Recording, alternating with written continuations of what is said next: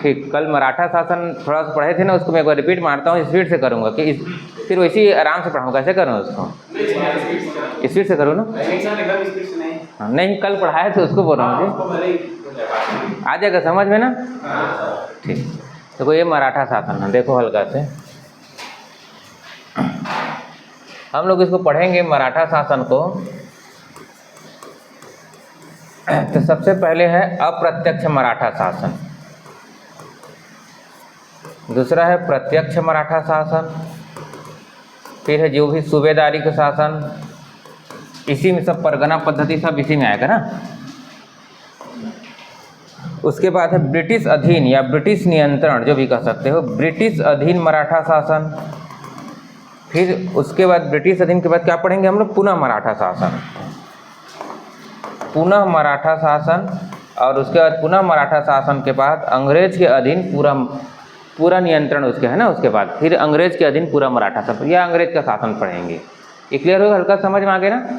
क्या आ गया समझ में? नहीं, ये दूसरा यहाँ देख लो, जब भी हल्का से पहले मराठा शासन, इससे पहले क्या था? कलचुरी शासन थे। समझ में आ गया ना? देखिए यहाँ से हल्का देखो, एक है इधर रतनपुर का कलचुरी, कलचुरी पढ़ लियो ना, पढ़ लियो ना। एक यहाँ से त्रिपुरी का कलचुरी,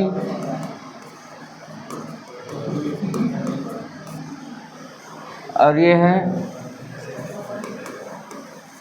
रायपुर का कलचुरी।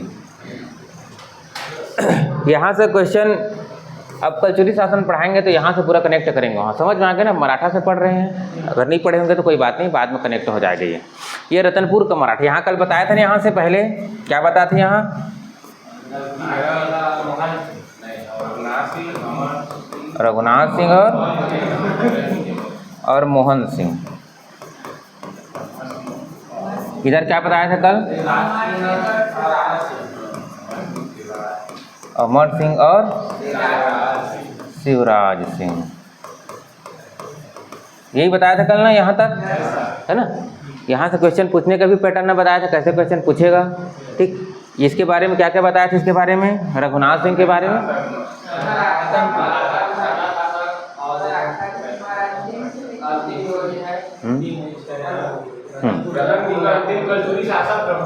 हाँ देखो एक बार क्वेश्चन इसको मेंस में पूछा है ना, मोहन सिंह का वर्णन करो कल करके ना। तो मोहन सिंह रतनपुर का कलचुरी था, रायपुर का नहीं था ना। विशेष रूप से याद रखना, दोनों ऑप्शन में रहेगा तो रतनपुर इसका सही आंसर है। जैसे इसको पूछेगा, इसको रघुनाथ सिंह के बारे में क्या, ये बहुत वृद्ध था, वयोवृद्ध था, इसके बारे में बताया था। अपने बच्चे, अपने इसका बेटा क्या था, खत्म हो गया था ना, मृत्यु हो गया था, उसके शोक में बहुत ज़्यादा ग्रस्त था। फिर क्या था, इसके बारे में बताया था ये, हाँ आत्महत्या कर ली हाँ ठीक है, समर्पण कर लिया था। इसके बारे में बताया था ये कलचुरी क्या है, अंतिम स्वतंत्र कलचुरी शासक, मराठा अधीन प्रथम कलचुरी शासक और रतनपुर का अंतिम कलचुरी शासक। क्लियर हुआ ना? उसी प्रकार यहाँ अमर सिंह के बारे में पूछेगा तो कलचुरी वंश का अंतिम शासक कौन है, तो अमर सिंह, या रतनपुर के अंतिम कलचुरी शासक कौन है, अमर सिंह। शिवनाथ सिंह को टिक मत लगाना है ना, शिवनाथ सिंह को नहीं लेता ऑप्शन में। क्लियर हो गया ना? ऑप्शन में शिवनाथ सिंह भी रहेगा और इधर मोहन सिंह भी रहेगा, देख लेना दोनों का ऑप्शन टिक लगाते समय। ये क्लियर होगा ना? इसके आगे मोहन सिंह के बारे में बताया था कल हल्का से, और बताऊं मोहन सिंह के बारे में। देखो मोहन सिंह के बारे में हल्का से,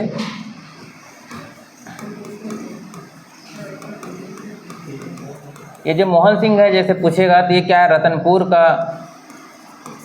रतनपुर के कलचुरी शासक या इसके वर्णन किया जाता है, लेकिन कलचुरी शासक है या नहीं ऐसे कोई क्लियर नहीं है, बस रतनपुर के कलचुरी का शासक से संबंधित था। इन्होंने कलचुरी शासन को इन्होंने समाप्त करने के इसका प्रमुख योगदान है। मोहन सिंह का षड्यंत्र सबसे प्रमुख था। समझ में आ गया ना? और साथ में और बता सकते हो, जब 1745 में जब प्रबंधक नियुक्त किया था तब भी इसका योगदान बहुत था। और बाकी इसके बारे में कल बताती हैं तो उतना आवश्यकता भी नहीं पड़ेगा इसमें। हल्का से रघुनाथ सिंह के बारे में देख लो यहाँ, फिर मराठा चालू करेंगे उसके बाद।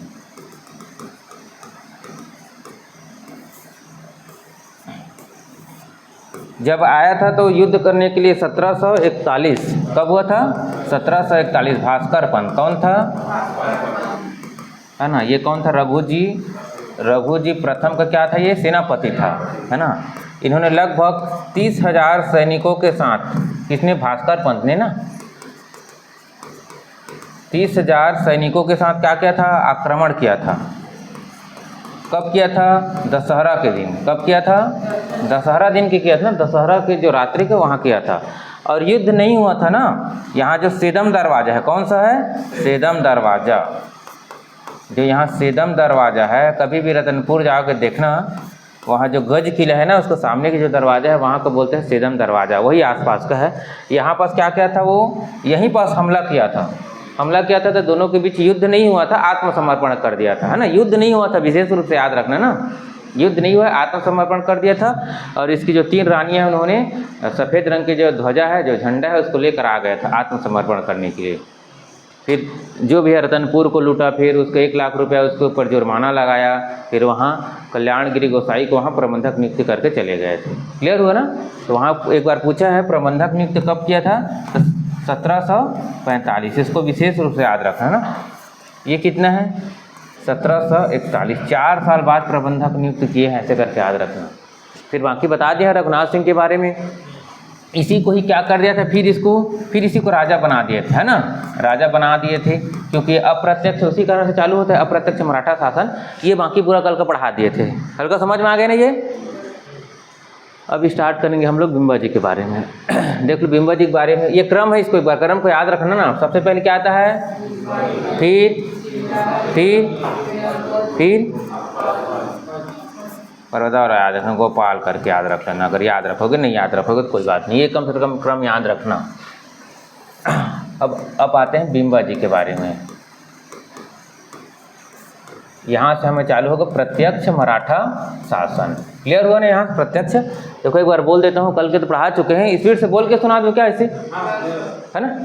फिर कहाँ लिखूँगा, समझ में आ जाएगा पीछे वाले को, नहीं आएगा, नहीं आएगा जी, जैसे बताया उसी बता दीजिए ना। कहोगे तो ऐसे बताया था कि लिख लिख के पढ़ाऊँ, कैसे करो इसको, लिख लिख के ही पढ़ा इसको, इसके बारे में, बिंबा जी के बारे में बोल रहा हूँ जी, बिंबा जी के बारे में पर्टिकुलर स्टोरी बताऊँ। नहीं कल को वहाँ पढ़ाएँ हो, इस कारण बोल रहा हूँ। स्पीड से पढ़ाऊँगा 2 मिनट में ख़त्म हो जाएगा, अब लिख लिख के पढ़ाऊँगा 10 मिनट लग जाएगा, इस कारण बोल रहा हूँ जी, है। चलो ठीक है, आप जैसे कहो जी, उससे बात नहीं है। चलो देख लो, ये क्या है, 1758 से 7 दिसंबर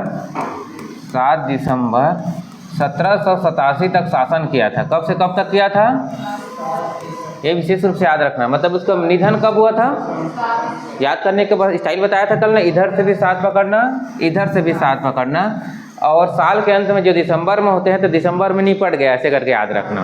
क्लियर हुआ ना। अब उसके एक्यूरेट डेट नहीं दिया उसका जी, मई करके ऑप्शन में दिया था, मई 1758, किसी में मई 1757 रहता है, लेकिन अगर एकदम एक्यूरेट कहोगे तो मई रहता है ऑप्शन में, ऐसे मई ऐसे दिया है हिंदी ग्रंथक आदमी में। क्लियर हुआ ना। अगर एकदम अंदर से क्लोज पूछेगा तो मार्च अप्रैल मई करके पूछेगा, अगर पूछेगा तो मई लगा लेना, मई 1758 ही सही आंसर है उसका। यहीं से होता है आधुनिक छत्तीसगढ़ का इतिहास, यहाँ से स्टार्ट होता है।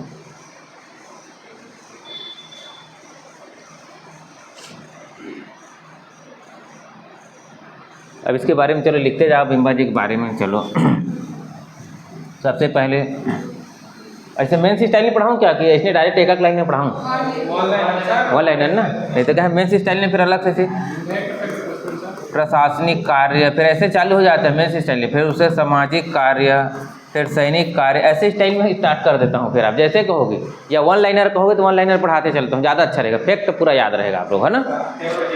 हाँ चलो ठीक है, यहाँ पर पढ़ाते हैं बिंबा जी भोसले के बारे में। 7 दिसंबर 1787 हो गए ना। चलो देखो अब पहला, इन्होंने सबसे पहले ना इन्हें स्वयं यहाँ प्रत्यक्ष शासन किया है ना। इसके बारे में जब ये प्रारंभ जब आए थे, जब छत्तीसगढ़ आए थे तो प्रारंभ में इसका प्रवृत्ति थोड़ा कठोर था इसका, तब आए थे क्या था, इसका प्रवृत्ति थोड़ा कठोर था, फिर धीरे धीरे ये सामान्य हो गए।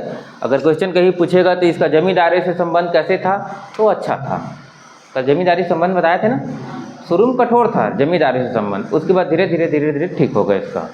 चलो देख लो एक बार इसका पहला रतनपुर और रायपुर का क्या किया था, ये एकीकरण किया था, है ना, एकीकरण किया था। फिर क्या किया था इन्होंने, रतनपुर में क्या किया था, नियमित न्यायालय बनाया था, नियमित न्यायालय का बनाया था।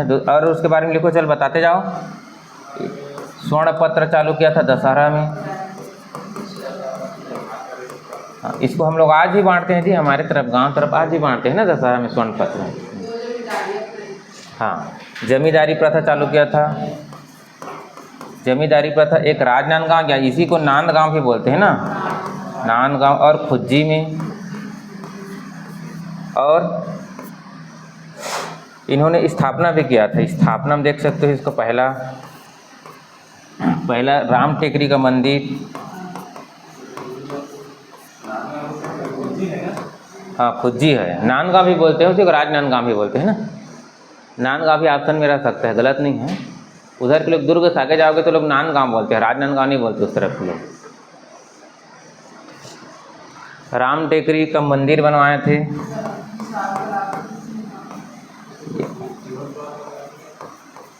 खंडोवा मंदिर बनाए थे, खंडोवा मंदिर लिख लेना। यहाँ अमरकंटक में हाँ एक नर्मदा माई का मंदिर और एक कुंड भी बनवाए थे, ऐसे भी याद रख लेना। फिर क्या है, दूधाधारी मठ। दूधाधारी जो मठ है उसका क्या कराया था, उसका जीर्णोद्धार कराया था। फिर है राजीव में जो मंदिर है, राजीव लोचन मंदिर है ना, उसके लिए एक ही गांव को दान किया था। एक गांव का जो संपत्ति आया था, एक गांव की जो आय होता है ना, उसको दान किया था यहाँ बनवाने के लिए। विशेष रूप से याद रखना खंडोवा मंदिर, यहीं लिख सकते हो। और 20 दुवरिया मंदिर भी बनवाया था, 20 दुवरिया मंदिर। और लिख लो यहीं कंठी देवल मंदिर बनवाया था। कौन था, एक कंठी देवल मंदिर को पूछा है ना, आप ये पूछेगा कंठी देवल मंदिर कहाँ है, तो रतनपुर में है। पीएससी में आया है ना पिछले बार नहीं, याद रखना। हिंदी ग्रंथ अकादमी दिया है जी इसको, बाकी में नहीं पता, लेकिन हिंदी ग्रंथ अकादमी दिया है ये याद होगा इतना, क्लियर हो गया ना। आगे बढ़ाऊँ इसको, लिख लो। अभी और है, फिर इसकी पत्नी है, 3 जने पत्नी बताया था। एक क्या नाम था, एक था उमाबाई, रमाबाई और आनंदीबाई।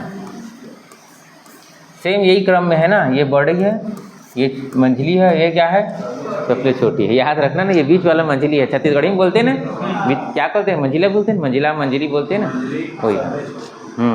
तो याद रखना, उमाबाई क्या किया, जब ये खत्म हुआ तो ये सती हो गई, है ना, सती हो गई। इसी कारण क्या है, वहाँ सती चौरा है, जाओगे ना देखना सती चौरा। यहाँ मैं तो गया हूँ जी सती चौरा देखने के लिए। उसके बाद है रमाबाई क्या किया, हाँ राम राम करते क्या चली गई, ये वन चली गई, है ना, बताया था राम राम करते वन चली गई ना। उसके बाद आनंदीबाई, हाँ शासन इसका बहुत ज़्यादा हस्तक्षेप है। जब इसका शासन पढ़ेंगे ना तो जो ये यहाँ देख लो हल्का से, ये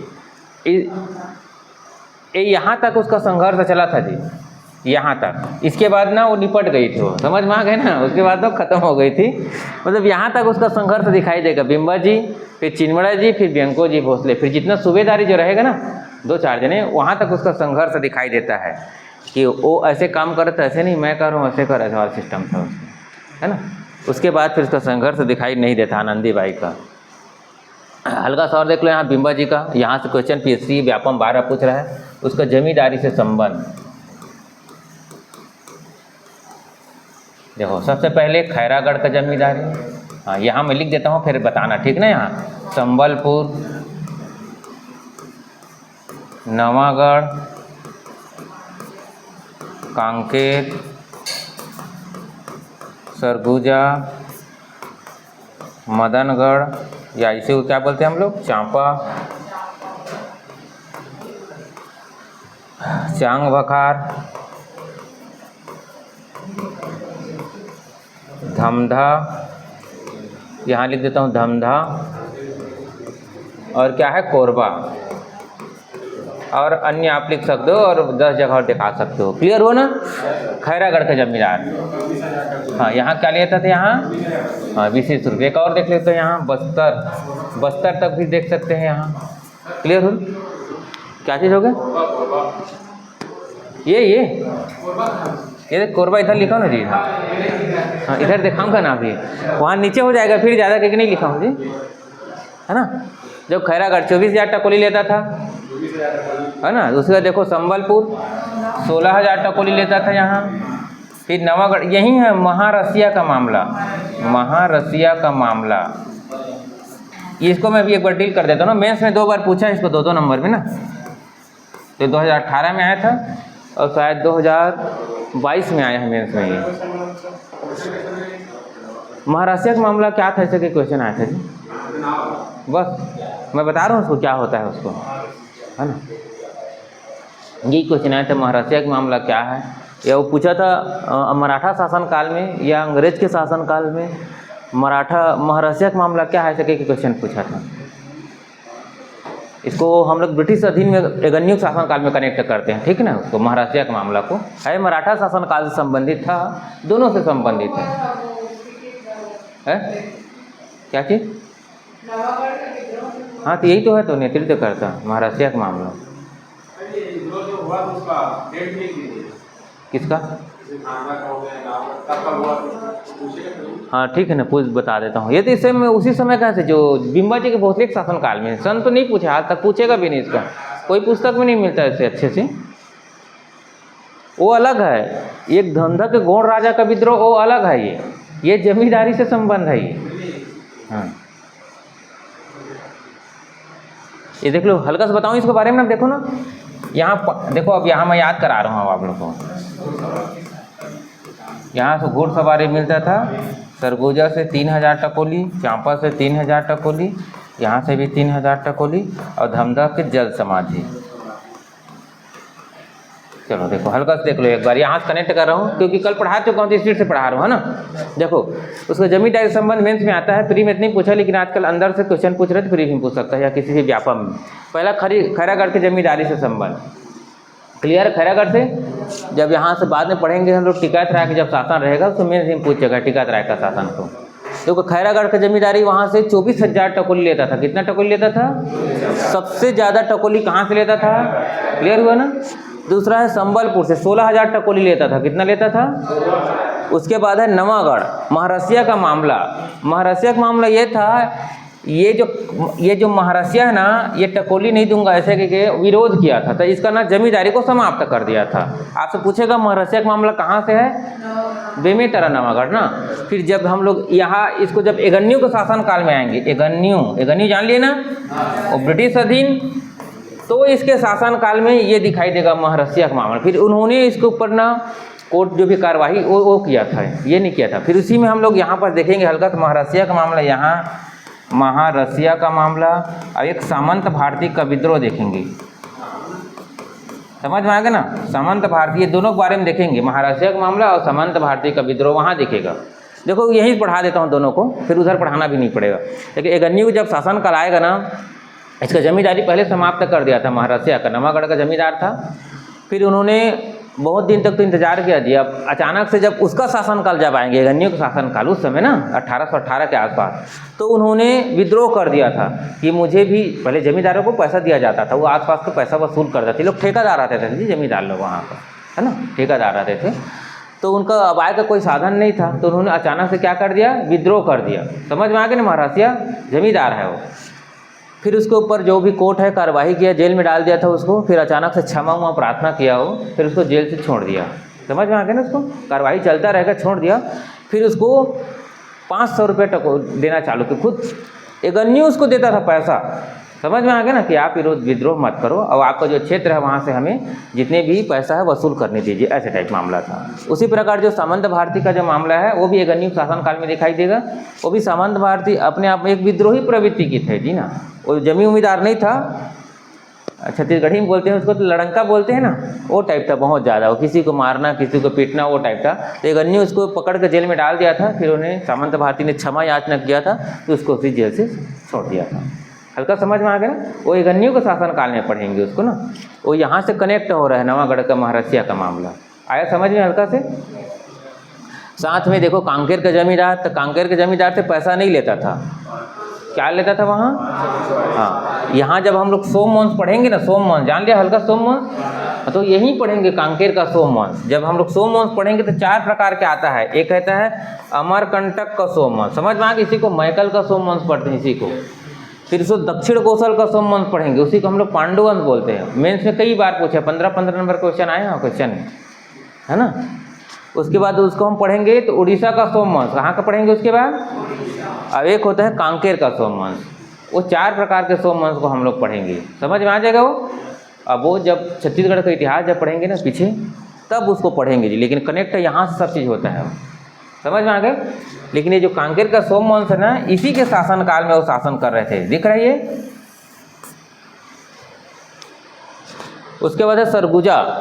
सरगुजा में क्या आक्रमण किया था, 3000 रुपये टकोली से देना स्वीकार किया था। उसी प्रकार मदनगढ़ चांपाकार, चांगघाट से भी, और धमधा का जमींदार। धमधा का जमींदार देख लेना, अपने पत्नी सहित इन्होंने क्या कर लिया था, ये जल समाधि कर लिया था, है ना। इसी को पूछता है कहाँ का जमींदार ने जल समाधि कर लिया था, धमधा के जमींदार। फिर उसका जो पुत्र आएगा, जब उसका पुत्र आएगा तो उन्होंने टकोली देना स्वीकार कर दिया था, ऐसे टाइप में।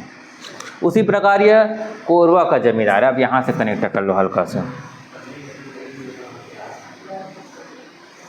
एक है कोरबा का जमींदार, दूसरा है नर्रा का जमींदार, तीसरा है बस्तर का।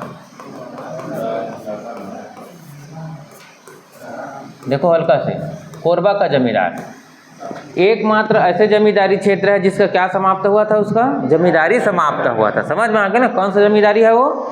हाँ, इसको पीएससी प्री में पूछा है। और उसके बाद उसके स्वयं बिंबाजी भोसले आक्रमण किया है ना, और उसके बाद उसके ऊपर 5000 रुपये का जुर्माना भी लगाया था। कितना का जुर्माना लगाया था, हाँ विशेष रूप से याद रखना ना।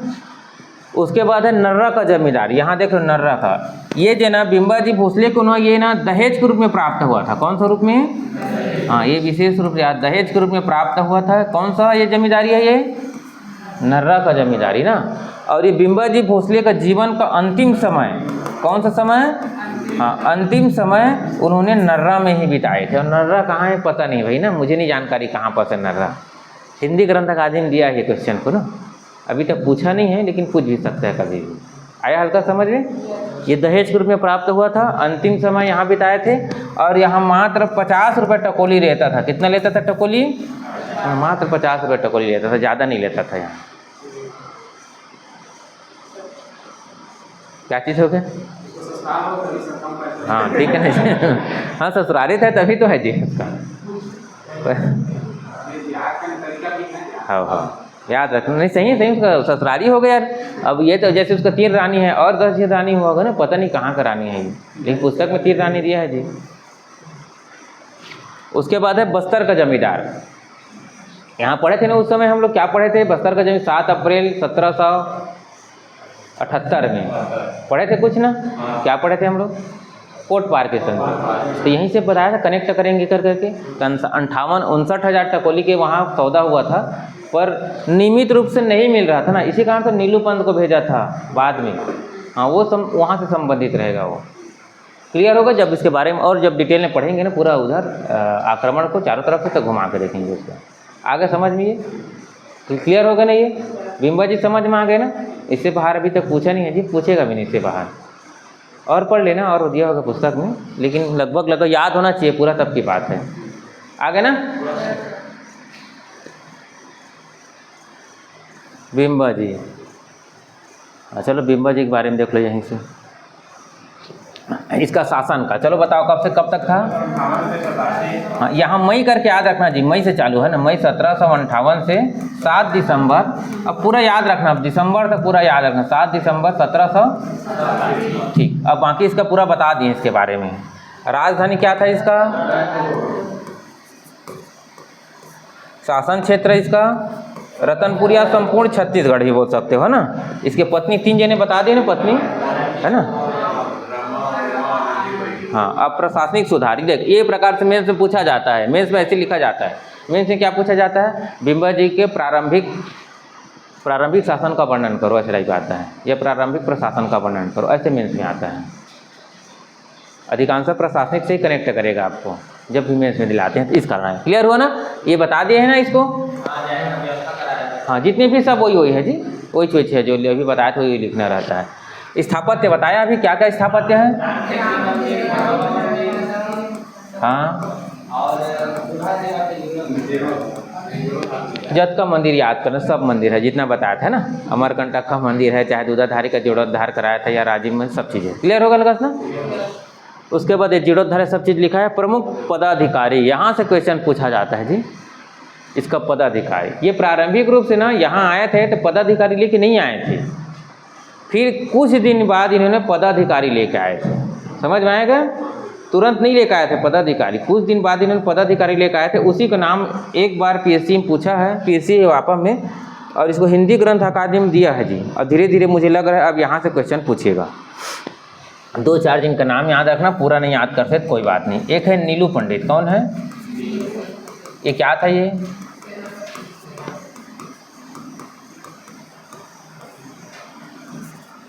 उसके बाद सबसे प्रमुख है घोड़ा महादेव, या घोड़ो महादेव जो भी कहते हैं, यही प्रमुख संस्थापक था इसका ना, या इसका जो सेना का ना, ये सब चीज़ का यही प्रमुख, उसका प्रशासनिक का यही प्रमुख कार्य करता था, घोड़ा महादेव, है ना, मेन यही है ना।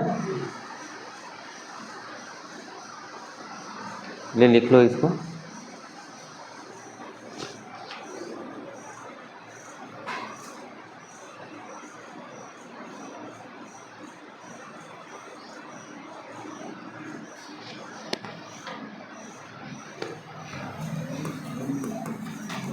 माधव रामचंद्रवती, और किसी जगह इसको मजूमदार या मौजूदार जब इसे लिखा रहता है हल्का से। दूसरा और क्या है यहाँ, कादर खान, कौन था,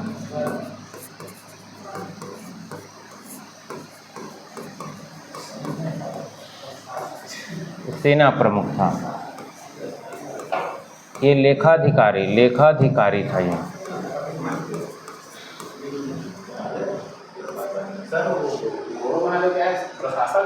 मेन वही था जी, प्रशासक प्रमुख था उसका। और क्या दिया है ऑप्शन में, मेन वही चीज़ था जी, प्रमुख वही था, घोड़ो महादेव। ये शुरुआती में नहीं लाए थे ना, दोबारा फिर जब गए थे ना तब इस सबको लेके आए थे ना। ये राज्य का प्रमुख प्रशासक था ना जी, यही। हाँ, माधव रामचंद्रवती या वधी, अजीब से कुछ भी नाम लिखा रहता है। मजूमदार भी ऑप्शन में लिखा रहता है, लेखाधिकारी था वो।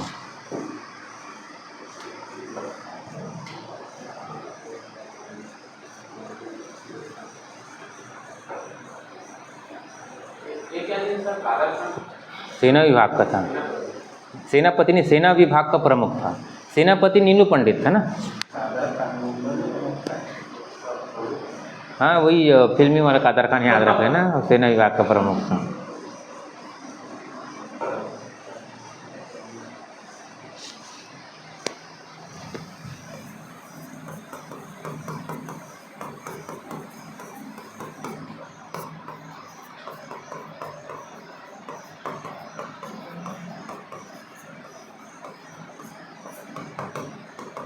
ये हल्का देख लो, कृष्णा मोहिते, क्या नाम था, और उसके बाद क्या है, कृष्ण भट्ट उपाध्याय। हल्का संतर ना, ये क्या है, इसका उपाध्याय दिख रहे हैं ना, मतलब सीधा सीधा ये पंडित रहा होगा, मतलब राज पंडित है। क्या है ये, याद हो जाएगा ना, ये सरनेम देख लेना, समझ में आ जाएगा ना। लेकिन ये कृष्णा मोहिता राजस्व विभाग था, मैं याद करा रहा हूँ आप को, राजस्व विभाग, या इसी को दीवानी भी बोल सकते हैं ना, दीवानी प्रमुख। दीवानी मतलब राजस्व, मोहिते है, राजस्व से उसको बहुत ज़्यादा मोहिते थे, मतलब प्यार था, ऐसे करके याद रखना, समझ में आ गया ना। या दीवानी था, ऐसे करके दीवानी मामला था, मतलब राजस्व विभाग। इतने को याद कर लेना, ज़्यादा याद मत करने। उसके बाद एक नहीं पूछेगा, इतने ही पूछ लेगा, बहुत बड़ी बात है। एक बार पूछा है मात्र, किसको पूछा है, कादर खान को पूछा है, सेना विभाग का प्रमुख था। देखो याद करा रहा हूँ, घोड़ो महादेव कौन था, हाँ पूरा वही प्रमुख था, याद रखें। घोड़े महादेव सब चीज़ उसको देख रेख वही करता था, संरक्षक काम करता था, प्रशासक काम करता, लेकिन प्रमुख वही था। नीलू पंडित क्या था? सेनापति, है ना। बस्तर में बताया था यही आक्रमण किया था उस समय। समझ में आगे कनेक्ट होगा ना।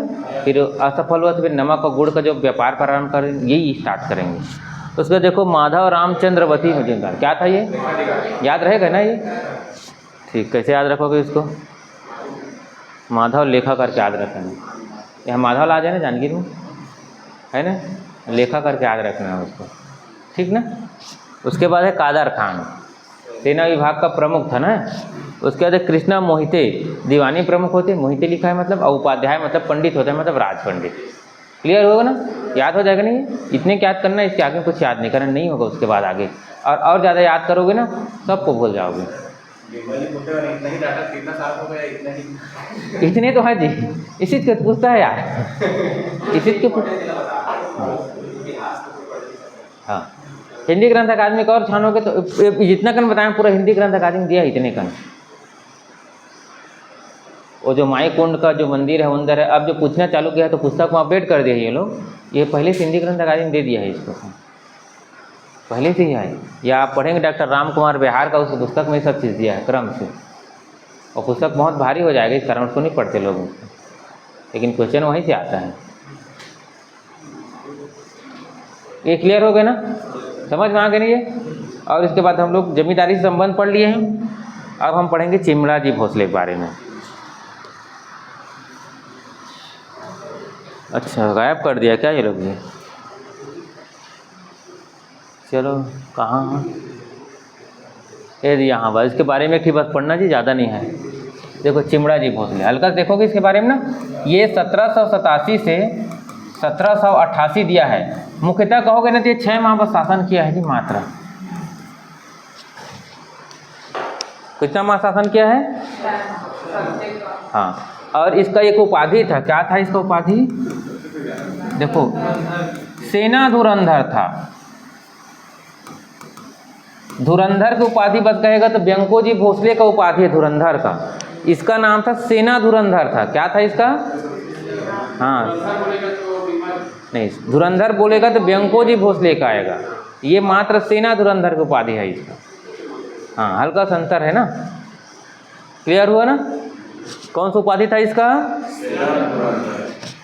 और ये बहुत कम दिन तक शासन किया है। इसका कुछ रिश्तेदार रहा होगा, पुस्तक में एकदम क्लियर नहीं किया है। कोई पुस्तक में इसका देवर है बोलते हैं, कोई पुस्तक में इसका वो भतीजा है बोलते हैं, कोई पुस्तक में और कन्या अन्य बोलते हैं। खुद ये छोटा था जी, ये छोटा था, ये सबसे छोटा है, तो कहाँ से उसका देवर आ जाएगा? समझ में आ जाएगा। और कोई रहा होगा, कोई बात नहीं, उसका चिमड़ा जी भोसले के बारे में। इसके बारे में एक ही याद रखना, जो सीरपुर है, समझ में आ गया ना? सीरपुर का कौन सा मंदिर? हाँ, गंधेश्वर महादेव मंदिर को जीर्णोद्धार कराया था ना, बनवाया नहीं था, जीर्णोद्धार कराया था। हाँ, बस इसका यही है। क्लियर हुआ ना? कल मंदिर बताया था, देखो एक बार मंदिर और ठीक नहीं आए थे वो बता सकते हो, और आगे वो भी बता सकते हो। एक है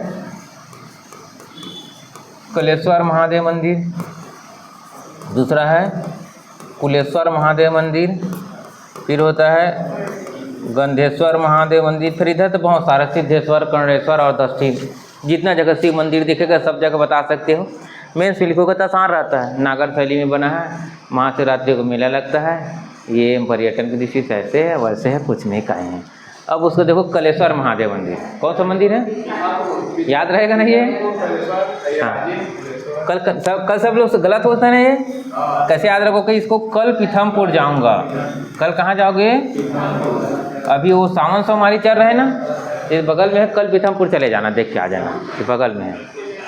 कल से स्टार्ट है ना। हाँ, सोमवार को चले जाना, कल पीथमपुर, कल ही है सावन, तो कल से, कल दे याद रख, कल से पीथमपुर जाऊँगा। ये कुल है जी, कुलेश्वर महादेव मंदिर है। क्या नाम है उसका?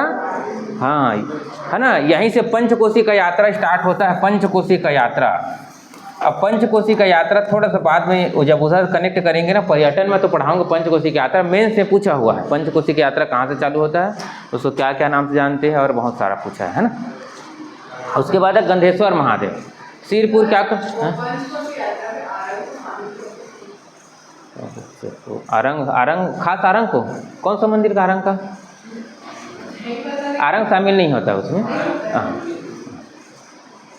उसको मैं कोड बताऊंगा, ये 5 टी मंदिर है ना, उसको याद कर लेना, क्योंकि वो जिला वाइज अलग अलग कनेक्ट करता है। वो राजिम मतलब गरियाबंद का भी जिला आता है उससे, महासमुंद का भी जिला आता है और रायपुर का भी जिला आता है उसमें।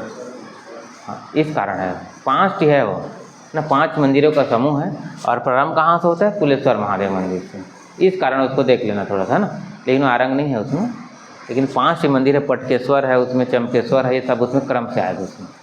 ठीक, ये हो गया ना, ये हो गया ना ये। अब आगे हम लोग क्या आ गए? ये खत्म हो गया जी, सुबह शासन। क्या बचे? हाँ, तो उसी के बारे में पढ़ेंगे जी। तो उसी तो सुबह शासन चालू करेंगे, उसी के बारे में पढ़ेंगे, व्यंको जी भोसले के बारे में। हाँ, क्लियर हुआ ना? देखो व्यंको जी भोसले, अब ये क्या है? देखो सबसे पहले ये सूबेदार होते थे। कौन होते थे सूबेदार? हल्का देख लो। जो सूबेदार होते थे ना, एक प्रकार का ये ठेकेदारी प्रथा था। कौन सा प्रथा था ये? हाँ, ये ठेकेदार थे जी, ये लोग ठेकेदार थे।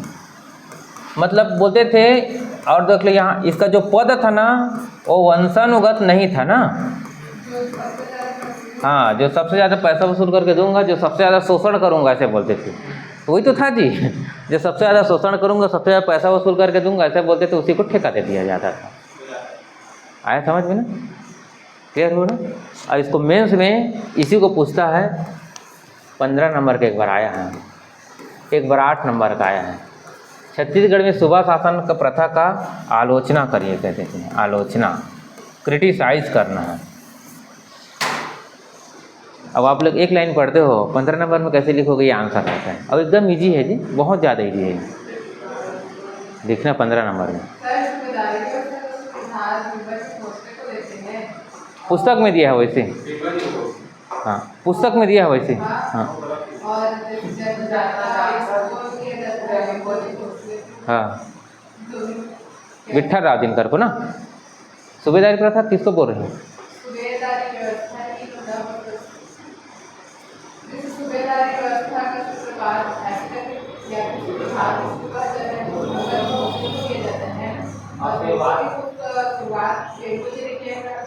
बिंबा जी भोसले पुस्तक में दिया है, लेकिन उसको ना, पुस्तक में दिया है लेकिन उसको लेता नहीं आंसर में उसमें। हाँ, कहाँ लेते हैं? आज तक देखो आया कई बार, और बिंबा जी ऑप्शन में लेते हैं, नहीं लेते उसको। लिख दिया होगा पुस्तक में जी, वैसे लिखने के लिए गलत है, लेकिन हाँ कहीं मिसप्रिंट लिख दिया होगा, इधर लिख रहा होगा, उधर लिख दिया होगा। अब उसी को सब लोग पढ़ते हैं, उसी को सब लोग पढ़ाते हैं कि इसका सूत्रधार बिंबा जी भोसले नहीं है, पुस्तक में लिख दिया हो वैसे। जब लेता ही नहीं आंसर में, तो क्यों, क्या मतलब क्या, बताओ मुझे। हम लोग पढ़ते भी हैं, जैसे हम लोग पढ़ते भी हैं, जैसे रतनपुर के कलचुरी शासक कौन था, जैसे तो पुस्तक में ले दिया केशव दास है ना, दिया है ना, क्या दिया है? केशव, लक्ष्मी, सिंघड़, राम, वही क्रम में है ना। तो ऑप्शन किसको लिखता है? हाँ, रायपुर का रामचंद्र जी को लेता है ना। तो ऑप्शन को उसको लेता है, तो क्या मतलब उसको पढ़ने का? उसको लेता ही नहीं उसको आंसर में, तो गलत है सीधा। जो व्यापम पीएससी आंसर लेता है वो सही है, ऐसे टाइप रहता है। हाँ, आप एकदम बहुत ज़्यादा पढ़ ले। रतनपुर का, रायपुर का कलचुरी शासक कौन है? केशव देव। ऑप्शन में रहेगा टिक लगा दिया, गलत हो जाएगा। क्या मतलब उसको पढ़ने का, बताओ तो, है ना? सही बोलो ना, पुस्तक में दिया रहता है आपको, नहीं है ऐसा कुछ जी, यही सही है। इस कारण लेता है, पता है, रामचंद्र दो जी नाम है, एक और रामचंद्र आता है बीच में, एक और रामचंद्र आ जाता है, इसी कारण इसको लेता है। फिर नीचे का आंसर को, ऊपर को लेता ही नहीं है। तो क्या मतलब, नीचे पढ़ लेने भी, ऊपर मत पढ़। गलत है केशव दास, हाँ गलत है केशव दास। एक एक नंबर का सवाल रहता है, एक एक नंबर कितना आगे पीछे रहते हैं लोग, बात देखते हैं। ये चीज़ है, और कुछ नहीं। क्लियर हुआ हल्का से ना? आया समझ में ना? अब देखो इसको हल्का से, व्यंको जी भोसले कौन था? ये क्वेश्चन पूछेगा सुबह शासन का ये प्रमुख कौन था, इसका ये प्रारंभ किसने किया था इसको? कौन थे? व्यंको जी भोसले। व्यंको जी भोसले, ये हल्का समझ में आ गया ना? इसको कितना बार पूछा होगा? अनगिनत बार पूछा है। हाँ, गिनती के आधार पर 100 बार पूछा होगा लगता है। वो पुस्तक में लिखाया नहीं है जी, और आगे लिखा रहता तो और बहुत ज़्यादा हो जाता, जगह पूरा कम पड़ जाता, पूरा पेज भर जाता। ये क्लियर हल्का समझ में आ गया। सुबह शासन देखो हल्का कनेक्ट करना है। जो व्यंको जी भोसले है ना, इसको एक बार ऐसे घुमा के आजकल तो पूछ रहे हैं जी, व्यंको जी भोसले जो भी है, इन्होंने ना 3 बार आया है रतनपुर। कितने बार आया है? मात्र 3 बार आया है, ऐसे करके याद रखना। एक बार वाराणसी जब जा रहे थे ना, तब वो बीच में आया था, ऐसे करके कुल 3 बार आया था। उसके बाद बाकी इसको कोई इंटरेस्टेड नहीं है छत्तीसगढ़ से। केवल इसके छत्तीसगढ़ का उद्देश्य था केवल वहाँ से पैसा प्राप्त करना, बाकी इसका कोई उद्देश्य नहीं था। इसलिए जल्दी लिख लो, फिर आगे पढ़ेंगे इसके बारे में।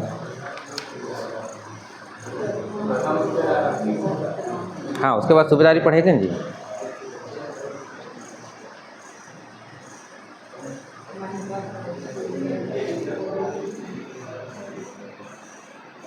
हो गया ना। हाँ, इसको उपाधि देख लो, यहाँ नहीं लिखा है, कोई बात नहीं। इसको उपाधि देखो, उसको उपाधि, इसका उपाधि था धुरंधर का। कौन था? इसका मृत्यु देख ले, मृत्यु ये है 1811। कब हुआ था? वाराणसी में हुआ था। हल्का समझ में आ गया कब हुआ था? 1811 में। कहाँ हुआ था? बाकी इसके बारे में कुछ नहीं पढ़ना उसके बाद, व्यंको जी बोलते हैं, क्योंकि सूबादारी व्यवस्था चालू होगा उसके बाद।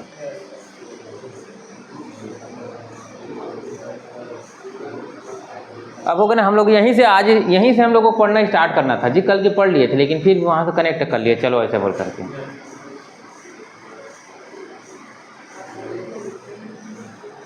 हो गया, आगे पढ़ाऊँ? हो गया पीछे ना। तो देखो अब सूबेदार, पहले जो शासन है 1788 से 1818 मृत्यु 1811। 1811 मृत्यु हो गए थे ना जी। इसका 1818 तक इसका शासन थोड़ी नहीं है, और अन्य जी थे ना, अन्य जी सूबेदारी व्यवस्था चल रही थी, इसके कारण है। हाँ, और है ना जी, पीछे दिखेंगे ना, सूबेदारी व्यवस्था नहीं दिखेगा, गोपाल राव जी, अप्पा राव जी, इनका शासन दिखेगा। हाँ। अब हम याद करेंगे, क्या याद करेंगे अब लोग? क्लियर होगा ना। तो पहले इसी के देख लीजिए। पहला प्रथम सूबेदार कौन है? वो अंतिम कौन था? यादव राव दिवाकर या यादव राव दिनकर, दोनों सही हैं जी। किसी पुस्तक में दिनकर रहता है तो किसी में दिवाकर रहता है, दोनों सही हैं, है ना, छोड़ के मत आना। इसको कई बार पूछा है। सबसे पहले इसको क्रम को पूछा रहता है, देख लो एक बार हल्का से। ए देख, क्रम को पूछा है, कैसे याद करोगे? याद है पूरा क्रम? याद है पूरा? नहीं है, नहीं है तो मैं याद करा देता हूँ। देखो मैं याद करा रहा हूँ, देखना मैं क्रम से कोड से याद कराऊंगा। एक ही लाइनें बोलना सबको ना, पहले ना, पहले एक बार पहले पढ़ लो। क्या नाम है इसका? फिर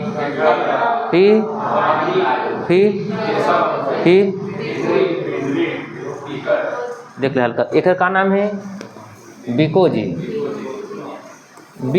अरे बिको जी, बिका जी, क्या कहोगे इसको? पहले बिको है ना, उसके बाद क्या लिखोगे? बिका जी ना। तो उसके बाद देखो सखाराम, उसके बाद क्लियर हुआ ना। 8 कितने सूबेदार थे? किसी पुस्तक में 9 सूबेदार लिखा रहता है, कोल ग्रुप के जब उसमें पढ़ेंगे, लेकिन 8 सही आंसर है, टेंशन फ्री हो, है ना।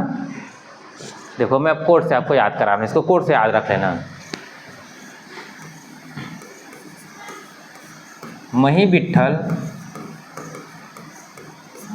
मही विठल भवानी केशव, क्या कहेंगे? ये याद हो जाएगा, क्या बोलोगे? एक क्रम से कई बार पूछा है ना। फिर उसके बाद देखो बिको जी, बिका जी, हरी,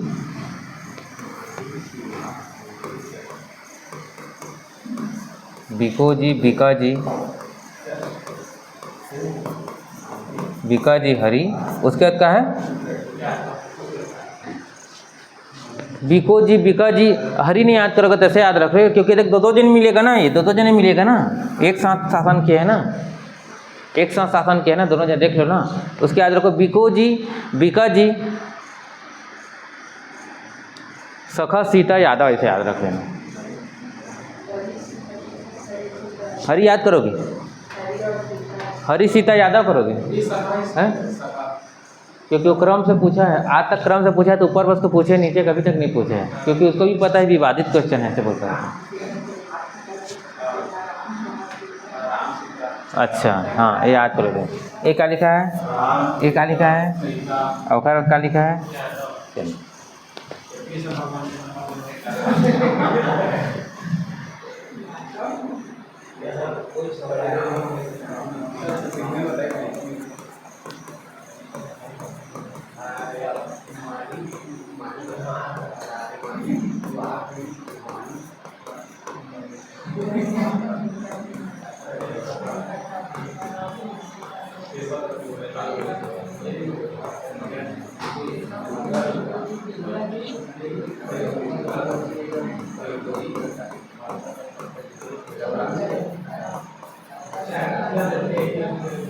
ये याद करना, बीका जी राम सीता यादव, है ना। नीचे याद नहीं करोगे तो कोई आवश्यकता नहीं है, है? सीक्वेंस में है ये। अच्छा, महिपत राव, मतलब उसको क्रम से बताना है। पहला क्या है, महिपत राव, फिर हाँ विठल राव दिनकर, भवानी कालू,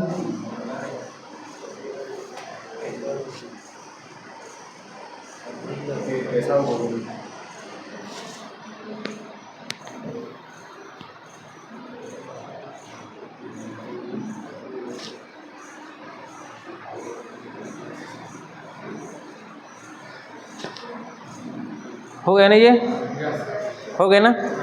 चलो अब इसके बारे में शुरू में देखेंगे। सबसे पहले कौन है,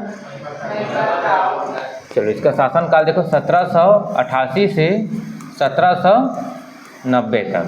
क्लियर हो ना। देखो अब इसका पहला है प्रथम सूबेदार, याद हुआ ना। इसी शासनकाल में एक विदेशी यात्री आए थे,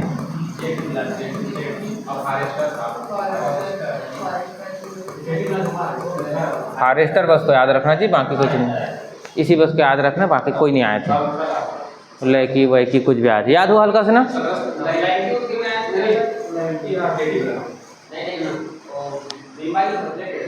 हाँ ठीक है, इसी बस को याद रख लेना। फॉरेस्टर करके दिया, हिंदी ग्रंथ अकादमी और पुस्तक 10-10 की लिख देता है, सबका दिमाग कोई ख़राब कर देता है ना। इसी बस को याद रखना। ये क्लियर हुआ याद। ये कब आया था ये फॉरेस्टर, हाँ। उसके बाद इसके देखो, इसी का ना आनंदी बाई से इसका संघर्ष चल रहा था।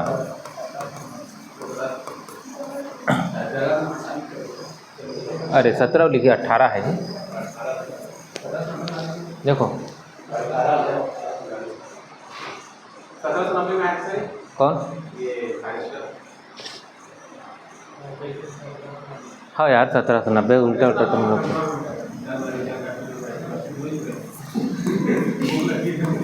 ठीक, हल्का सा हुआ ना। देखो नहीं सही, 1795 में आया। हाँ,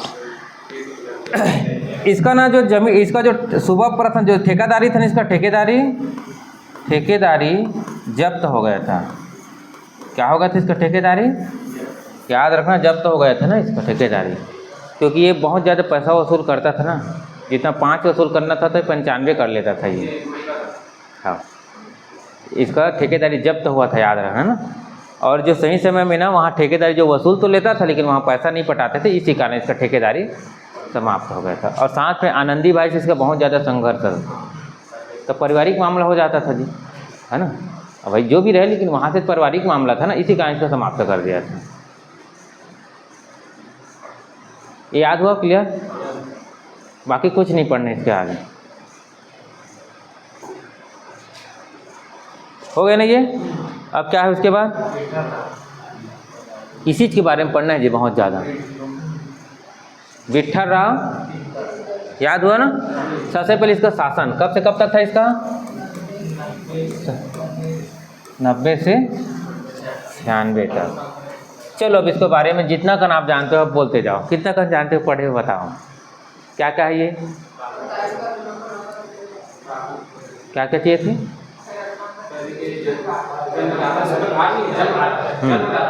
किसका जन्म ज़्यादा था ये, परगना पद्धति का।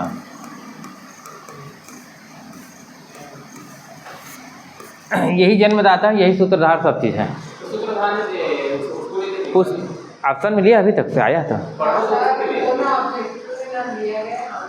व्यापम PSC लिया है, व्यापम PSC लिया है। अब ये नहीं पता बट थ्योरी में दिया उसी को, थ्योरी में तो दिया है जी, थ्योरी में तो हिंदी ग्रंथ अकादमी में दिया है जी, सूत्रधार वही है कि हिंदी ग्रंथ अकादमी में दिया, मैं नहीं करूँ, नहीं दिया बोल करके।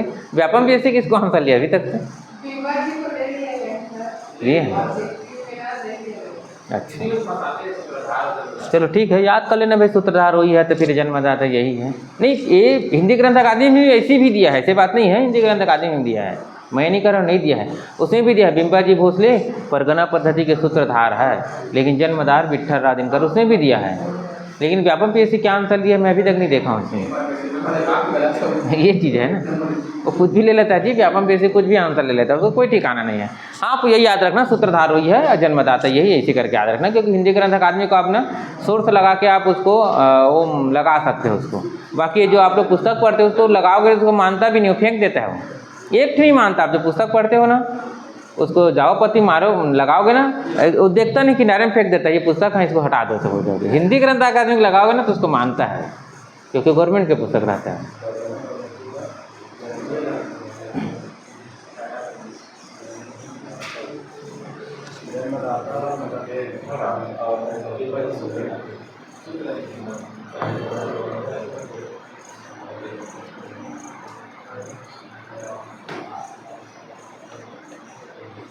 हो गया जी। अब क्या है, विट्ठल राधिनकर, उसके क्या है, पहले 1790 से 1700, उसके बाद क्या है, उसके परगना पद्धति के जन्म आया। इसी समय कौन थे आए थे, मिस्टर ब्लंट, कौन आए थे, कब आए थे ये? 1790 बताओ ना जी, कब आए थे? हाँ 90 में आया था, फिक्स है। हाँ 90 में आया था। भोपालपट्टनम का संघर्ष पढ़े हो? तो फिर इससे क्या है, वही तो है संबंधित जी। भोपालपट्टनम का संघर्ष पढ़े थे ना, तो वही तो है जी, उसी से संबंधित है। और क्या, मैं आपको बताया था रतनपुर आए गए घूमने के लिए ऐसे बोल करके।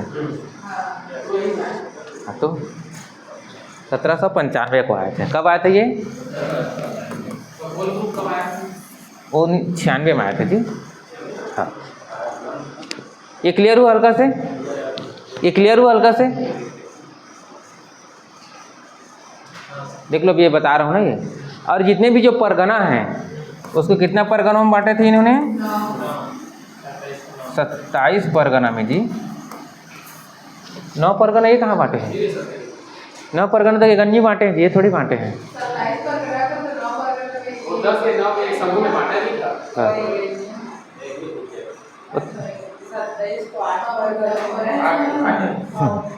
चलो मैं अपने हिसाब से पढ़ा रहा हूँ अब ना। चलिए पहले लिख लो जी, पहले यार लिख लो इसको, मैं फिर क्रम से पूछ रहा हूँ आप लोगों से।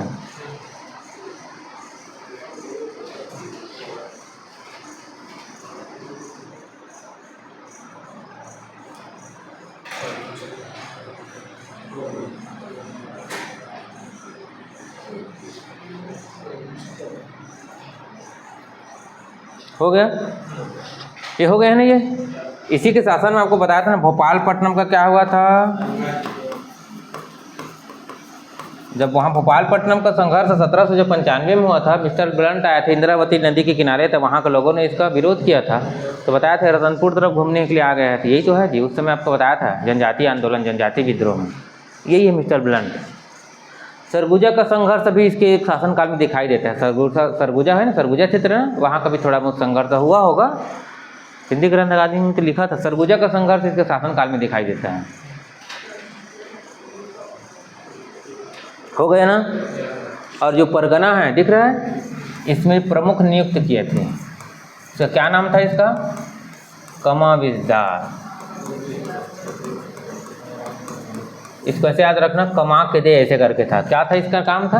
हाँ, परगना पद्धति की, बस वही काम किया था, परगना पद्धति। किसमें? नायब तहसीलदार।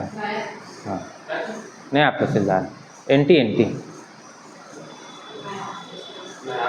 हाँ हाँ वही तो है जी, ये हो गया ना, क्लियर हुआ ना ये। अब उसके आगे भवानी कालो, इसका शासन का सबसे अल्प समय का था, बाकी इसके बारे में कुछ नहीं जानकारी। क्लियर हो गया ना, ये हो गया ना। उसके देखो ये केशव गोविंद, यहाँ से 2-3 ठे और देख लो भाई हल्का से। पहला कौन है, फॉरेस्टर आए थे, कौन आए थे, देखो हल्का से ना, यहाँ में कनेक्ट करो ना, कब आए थे ये, 1790 में आए थे। कब आए थे ये, देखो इसके बारे में हल्का से ना, ये कहाँ आए थे, कहाँ आए थे, ये कहाँ आए थे, हैं? याद रखना है, रायपुर आए थे। ये रतनपुर नहीं आए थे, नहीं ये रतनपुर बिल्कुल नहीं आए हैं ना, समझ में आ गया ना, क्या बोले, रतनपुर नहीं आए हैं ना, ये रायपुर बस के वर्णन किया, रतनपुर कभी भी ऑप्शन रतनपुर आया था, रतनपुर नहीं आया था ये। इसको एक बार पूछा है क्वेश्चन ना, सब लोग फंस गए थे क्वेश्चन में, रतनपुर सबको टिक लगा दिए थे, रतनपुर नहीं आए थे जी, रायपुर आए थे, समझ में आ गया ना। देख दूसरा, उसके बाद कौन आए थे, उसके बाद जेटी ब्लंट आए थे ना। उसके तीसरा कौन आए थे, कोलब्रुक आए थे।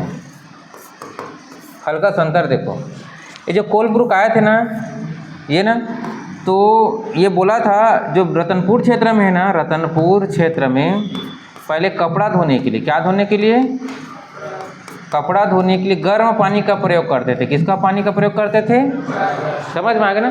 तो उससे देख कर यह अचंभव है, उसी के बारे में वर्णन किया है,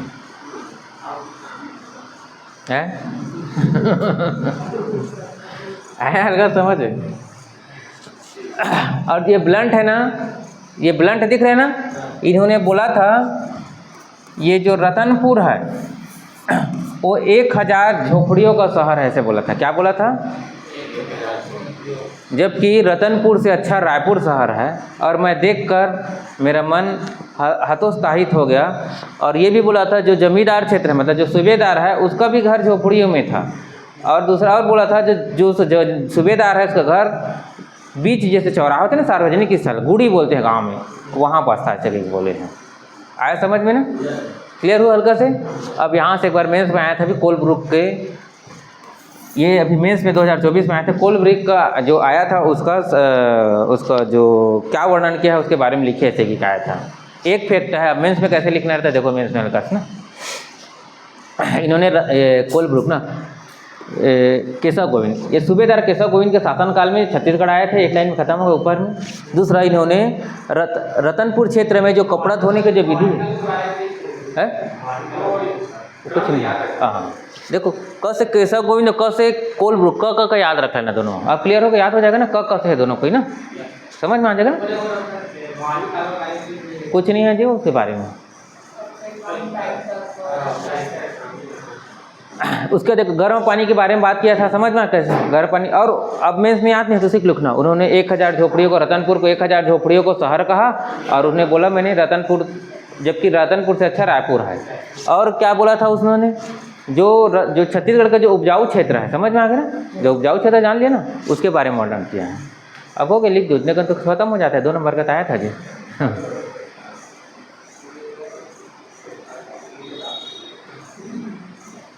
ये क्लियर हो गया ना।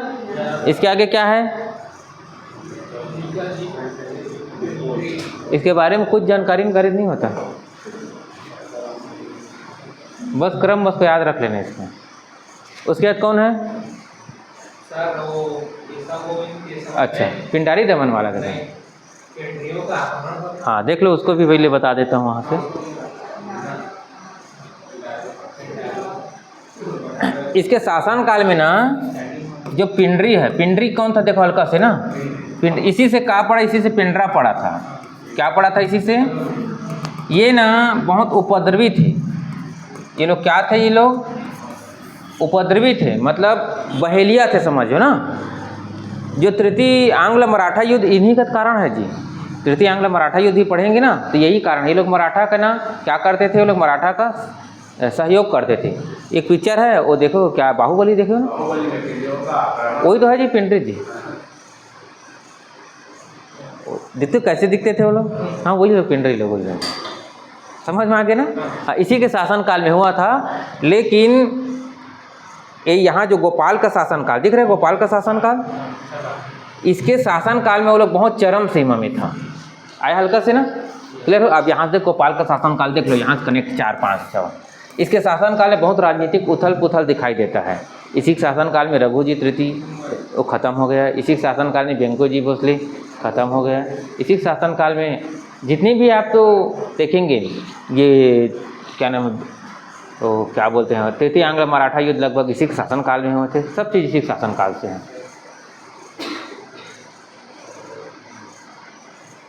क्लियर हुआ? आया समझ में? उसके बाद है सखाराम हरि, दिखाइए, ये दिख रहा है हरि ना, ये हरि ना, सीता का नाम है, राम हरि है ना। याद रखना, इसकी हत्या गोली मार दिया था इसको, गोली मारने से इसका हत्या हुआ था। याद रखना इसको कम से कम ना, किसको? हाँ, हरि राम को गोली मार दिया था। बस ऐसे पलट लेना या ऐसे पलट लेना जैसे आप पूछा है ना। राम हरि को है ना, उसको गोली मार दिया था। कोई किसानों ने या किसी अन्य कोई जमींदार है उसने गोली मार दिया होगा जी। वो तो बगल में उसका सहयोगी वो मोह नर दिया, उसको कोई तो जानकारी नहीं है पुस्तक में, बशर्ते इसको उसमें लिखा है पुस्तक में, किसानों के द्वारा गोली मार देने के कारण इसकी हत्या हुआ था, ऐसे लिखा है पुस्तक में।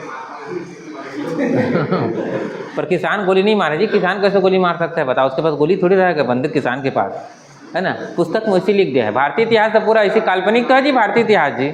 भारतीय इतिहास छत्तीसगढ़ का पूरा काल्पनिक है। भारत या छत्तीसगढ़ के काल्पनिक इतिहास, ये था वो था, ऐसे कुछ नहीं था, जो चल रहा था वैसे था, कुछ नहीं जानकारी मिलता। भारतीय इतिहास तो और पूरा इससे ज़्यादा है। हाँ, थोड़ा बहुत है कि उसे लगभग 95% पूरा फ्रॉड है, फर्जी। 5% सही है जी, बाकी कुछ नहीं है। हाँ, भारतीय इतिहास भी वही है, जो लिखा है उसी के लेता है ऑप्शन, तो उसी को पढ़ो जी। आप कैसे करोगे? आपको वास्तविकता चीज़ थोड़ी लिखेगा जी, वास्तविक चीज़ लिखेगा क्या? अभी वास्तविक चीज़ लिख सकता है? कोई नहीं लिखता जी वास्तविक चीज़। वास्तविक चीज़ लिख जाएगा तो भूकंप आ जाएगा बहुत बड़ा, समझ में आ जाएगा। नहीं लिखता वास्तविक चीज़, इतिहास में कभी नहीं लिखा जाता।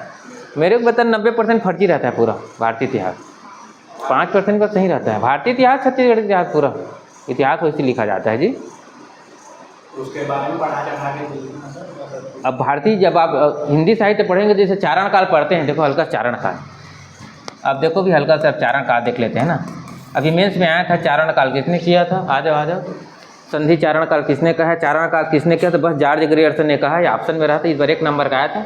जॉर्ज ग्रियर्सन ने आदिकाल को किस नाम से जाना जाता है? तो जस्ट चारण काल बोला है ना। बस इतने बस लिखना था, और ऐसे ऐसे ऐसे ऐसे ऐसे ऐसे 7 लाइन दिया था, एक ही लाइन लिखना था सबको फंसाने के लिए। मेंस में ऐसी लाइन दिया था, इस बार फंसाने के लिए दिया था ना, कुछ नहीं, एक लाइन जैसे बस लिखना था, ये चारण काल कहा है बस। बाकी ज़्यादा है यहाँ सन लिख दो, 700 से 1300 ईस्वी, बस ऐसे बस खत्म, इतना ही लिखना था जी संग में, बाकी कुछ नहीं। इतना का लाइन दे दिया था फंसाने के लिए लोगों को। 1 नंबर का क्वेश्चन है, समझ में आ गया ना। तो ये चारण कवि जो थे क्या करते थे? चारण कवि जी राजा की तो प्रशस्ति रचना करते थे, राजा के प्रशस्ति रचना करते। अति संयुक्ति वर्णन, अति संयुक्ति जान रहे ना, राजा घर में सो रहे थे, राजा ने 1000 सैनिकों को मार कर आ गया, तो घर में सोए, ऐसी टाइप था जी। ये भी इतिहास है और कुछ नहीं, समझ में आ गया ना। ज़्यादा हो जाएगा, ज़्यादा नहीं बोलूँगा।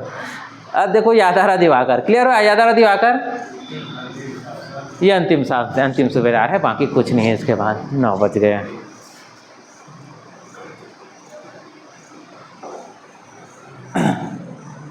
ठीक, देखो अब हल्का से मैं आपको पीछे से कनेक्ट कर देता हूँ एक बार।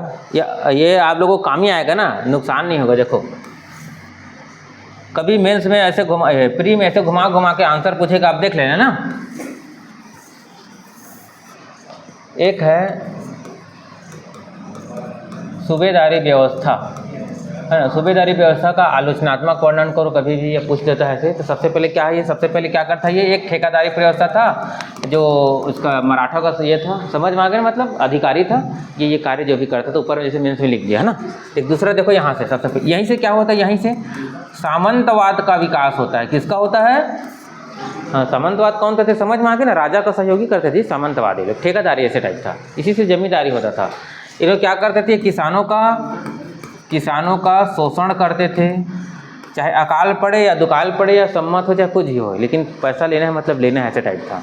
इसे क्या हुआ, इससे इसी से नया जमींदारी वर्ग का उत्पन्न हुआ, नया जमींदारी वर्ग उत्पन्न हुआ। इससे क्या होता, इससे क्या हुआ, देखो किसानों का शोषण हुआ, महिलाओं का शोषण हुआ, बच्चे का शोषण हुआ। अब लिख सकते हो शिक्षक व्यवस्था पूरा जीरो था, शिक्षक पर कोई ध्यान नहीं देता था, अधिक से अधिक राजस्व वसूली पर ध्यान देता था। आया समझ में आ गया, क्लियर हुआ ना। अब मैं इसमें लिख दो हेडिंग मार मार के 10 ध्यान में, वो तो अपना आप स्वतः हो जाता है।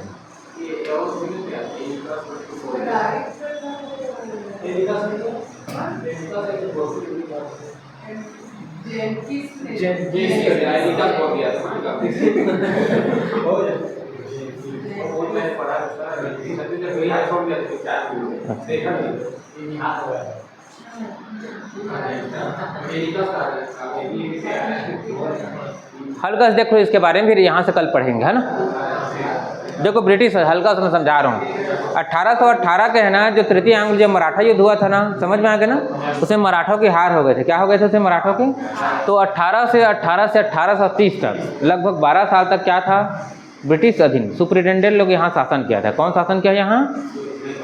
इंग्लिश में क्या बोलते हैं उसको? ब्रिटिश अधीक्षक। क्या बोलते हैं हिंदी में, क्या बोलते हैं उसको? ब्रिटिश। समझ में? देखो कितना से ब्रिटिश अधीक्षक था? 6 जने थे। कितना था? नाम याद है इसका पूरा क्रम से?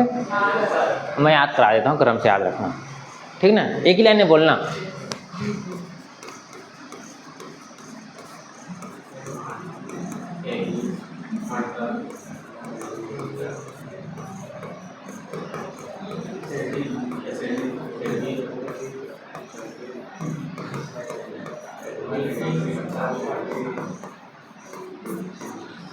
तो एक तो क्रम में पूछता है, इसको याद रखो। पहला एडमंड एगन्यू हंटर सैंडीज, क्या बोलेंगे? Wilkinson Crawford, Wilkinson Crawford. याद है? याद है ना? हाँ।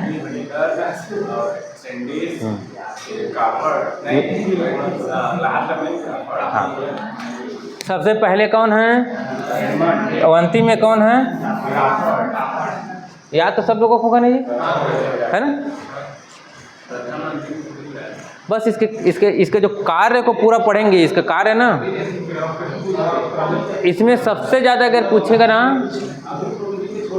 आप लोगों का ऑब्जेक्टिव देख लो हल्का से। ये तो पहला पूछता है ना। और इसी में पढ़ेंगे हम लोग जो डोंगरगढ़ है ना, डोंगरगढ़ का यहीं पर ना क्या हुआ था, जमींदारी से संबंधित विवाद हुआ था। आया समझ में आ गया ना, है ना। तो खैरागढ़ के जो जमींदार है ना, टिकैत राय जी ने इसका सहयोग दिया था। किसका? अंग्रेजों का। वो मेरे से पूछा है 4 नंबर का, उसको मैं यहाँ कनेक्ट करूँगा। टाइम हो गया है, चल कोई बात नहीं ना।